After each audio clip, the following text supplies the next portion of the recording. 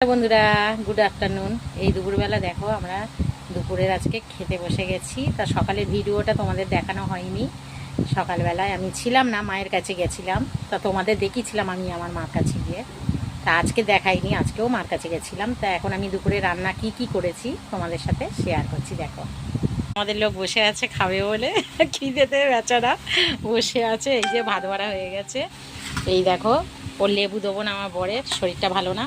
আর এই দেখো, আমি লেবু নিয়ে নিয়েছি, ছেলেকেও একটা লেবু দিয়ে দিয়েছি। আর দেখো কি করেছি আজকে রে, নুনটা টেনে নাও। এই দেখো বন্ধুরা, মাছ ভাজা করেছি। তা মাছ ভাজা বরের পাতে একটা দিয়ে দিলাম, মাছ ভাজা দিয়ে খাক। আর এই দেখো, আমের চাটনি করেছি, কাঁচা আম কেটে চাটনি করেছি। আর দেখো বন্ধুরা, কড়া থেকে এখনও ঢালা হয়নি, সবে তরকারি করে উঠেছি। এই দেখো,